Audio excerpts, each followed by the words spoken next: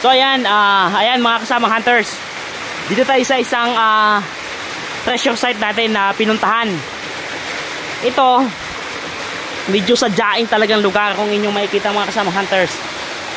Binaybay namin yung sapa na yan, paahon dito. Sa gitna tayo ng gubat. Ngayon, itong treasure site, talaga sinadya namin dahil magagandang markings. Kagaya niyan, ayan, kung inyong makikita mga kasamang hunters, isang napakalaking dots. Ayan, napakalaking dots na sa pinakadulo ng bato, ito, napakalaking bato yan, ang haba, binutasan sa taas. Napakalaking dots, simbolo sa isang maliit na small deposit. Tapos mga kasamang hunters, yan, sa pagitan nito, dito sa kabilang bato to, ginawa naman ng mga Japanese dito. Yan, inukit ito. Makikita nyo po mga kasamang hunters, yan. Talagang nagmukhang isang step ng hagdan. Yan, isang step. Yan, inukit. Napakagandang markings. Isa dito, isa dyan, sa pagitan. Ngayon, pag didiretsuin mo ito mga kasamang hunters, makikita mo naman isang napakalaking triangle na bato. Yan, medyo hindi lang tayo, hindi lang malinis eh. Kapag sisilipin mo mga kasamang hunters, napakalaking triangle na bato. Ayan o. Tapos sa pagitan niya, sa pagitan niya mga kasamang hunters, sa gitna niya, may dalawang butas. Isa, tsaka ayan. Binutasan.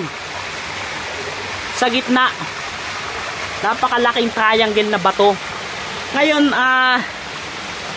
sa aming sa Pantahaw initial na observation mga kasamang hunters, dito sa loob ng bato na to.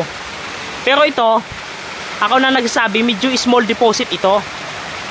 Small deposit ito. Kaya nga ang target natin mga kasamang hunters, nasa pagitan ng batong ito. Baka nasa loob niyan. Kasi para may sikretong kuweba na ito, na dito lumalabas yung tubig. May secret cave. Ayan o, kasi sa lansan eh. Sa lansan na bato, kung inyo titingnan sa loob, para may secret na pintuan na kailangan natin na mapasok pero mahirap. Na ito, bumubukal nga ng tubig. Yan o, may lumalabas na tubig.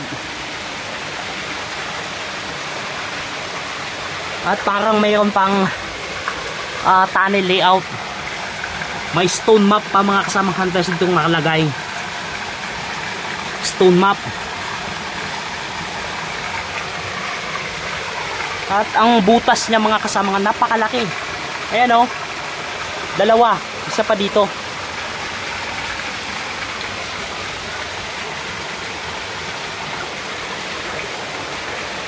Tsaka ito pa o.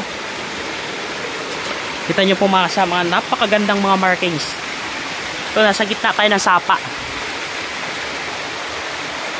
Tapos mayroon pa dito. Kaya nga, mapapansin nyo, patriangulo din eh. Ayun o, yung butas na yon, tsaka ito, tsaka ito. Pili lang kung dito or dito. Dalawa kasi mga kasamang hunters eh. Tatlong malalaking bato din ito. 1, 2, 3. Tatlo din yan.